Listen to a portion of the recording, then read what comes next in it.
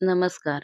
आज आपण मेथीची भाजी पासून नवीन असं काहीतरी बनवणार आहे.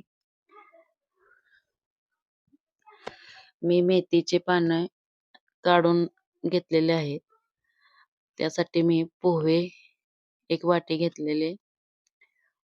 पोहे असे स्वच्छ धुवून घ्यायचे, जेणेकरून त्यात काही घाण राहणार नाही.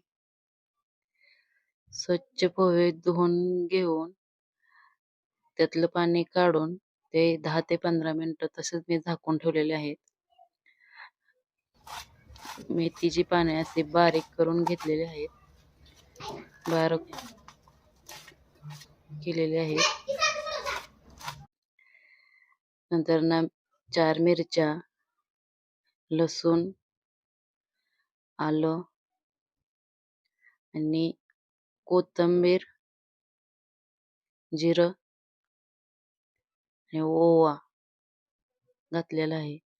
चवीपुरतं त्यातच मी मीठ घातलेलं आहे आणि ते असं बारीक ठेचून घ्यायचं. ओला केलेले पोहे त्यात तो बारीक केलेला पण वाटण घालायचं. आणि त्यात कोथिंबीर आणि बारीक चिरून घेतलेली मेथी घातलेली आहे. आता आपण त्यात बेसन घालणार आहे. बेसन घातलेलं आहे. 2 ते 3 चमचे घातलेलं आहे. ते बारीक मळून घ्यायचं, जसं आपण पीठ चपात्याचं मळून घेतो ना तसं मळून घ्यायचं. आणि तेलाचा हात घेऊन थोडं मी ते उकडायच्या चाळणीला पण तेल लावलेलं आहे. असे गोल बनवून तुम्हाला जसा आकार द्यायचा आहे तसा तुम्ही देऊ शकता.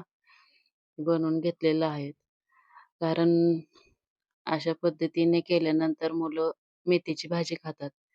भाजी केली तर मुलं अजिबात भाजी खात नाहीत. ते मी उकडून घेतलेलं आहे. 5 ते 10 मिनिटं उकडलेलं आहे. ते थंड झाल्यानंतर ना आपण कढईमध्ये तेल घेऊन लसणाच्या पाकळ्या आणि कढीपत्ता टाकून असे फ्राय करून घेऊया. ते चांगले असे लालसर फ्राय झाल्यानंतर ना बघू शकता तुम्ही असे लालसर फ्राय करून घ्यायचे. मुलं हे अगदी चवीने खातात. मेथीची भाजी खायची म्हणलं का नको म्हणतात. चला तर मग आपली ही डिश तयार आहे. आवडलं तर नक्की लाईक करा, शेअर करा आणि कमेंट करा.